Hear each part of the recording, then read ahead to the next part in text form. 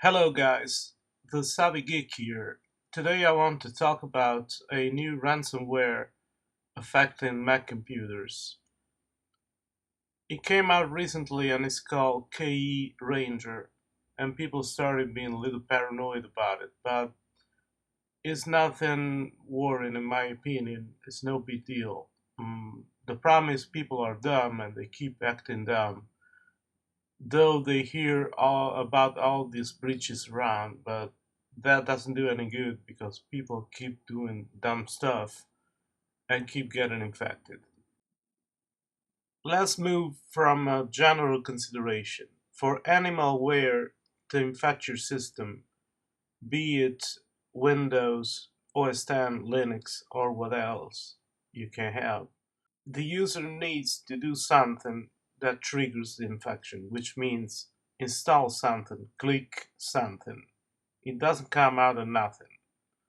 So the first thing you want to do is stop acting dumb and click anything you see because that doesn't do any good for you and for your security.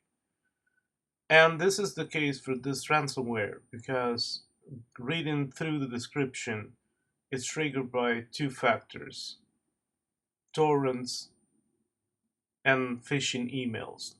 Now, if you know what you're doing, you won't get infected by something like that because if you play with torrents, you should know that it can contain malware. If you want to do it, at least do it in a virtual machine because if you do it in a virtual machine, it's no biggie. You remove it, you put it in the trash, and so be it. If you do it in your production system, well, you're asking for troubles. So this is a virtual machine. This is my El Capitan test environment realized with VMware Fusion. And the one you see there on top of that is my physical system, my physical OS X. So I practically have two OS X, one on top of each other. This is virtual and this is physical. So I can play safe in this environment and nothing happens, whatever I do here. They are fundamentally isolated, so whatever happens in the virtual machine remains here and doesn't affect my physical system.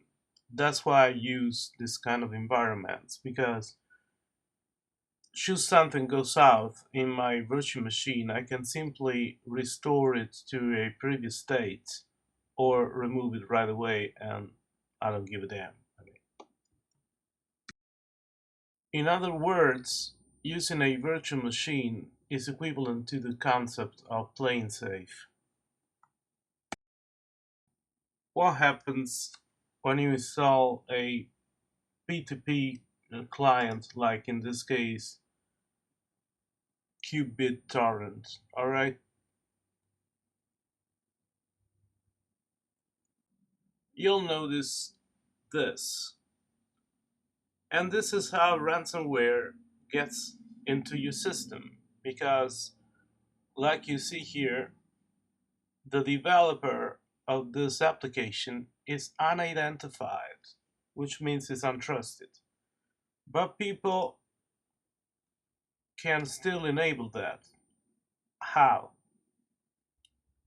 Well, in OS X you have something called Gatekeeper, which prevents pretty much insecure application from being installed in your system. But what if you can do it anyway? Not gonna work.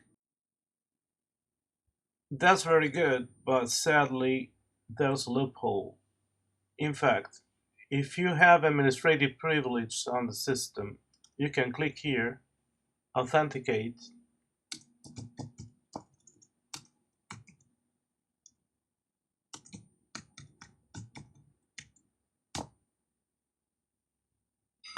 and you can enable this from anywhere, which means that you can install whatever. Now you can understand that this is a kind of equivalent to a voluntary suicide because that allows any possible application to go through your system and wreak havoc. So you want to keep it like this.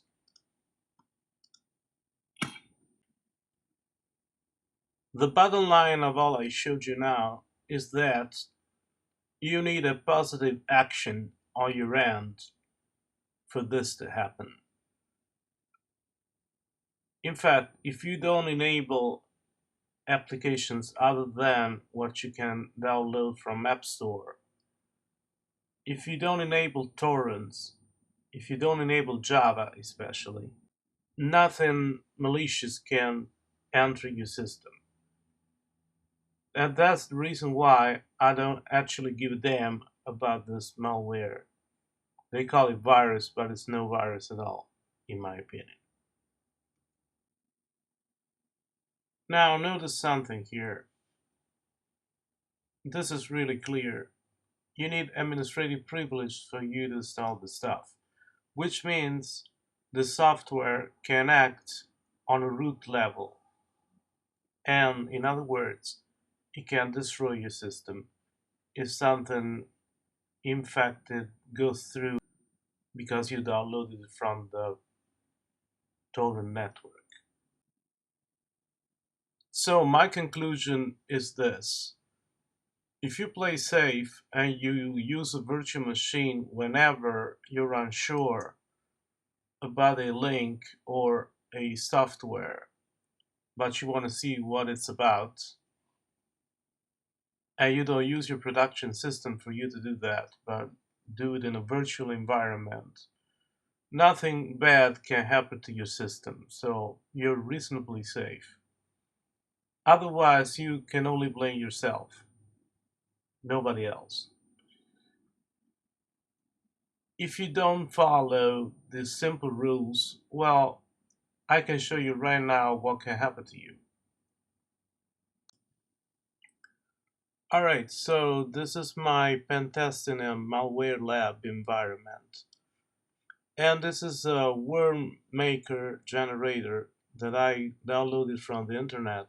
I wouldn't tell you where I downloaded it from, even because if you have an antivirus, it'll be immediately picked up and deleted, so you won't be able to do anything.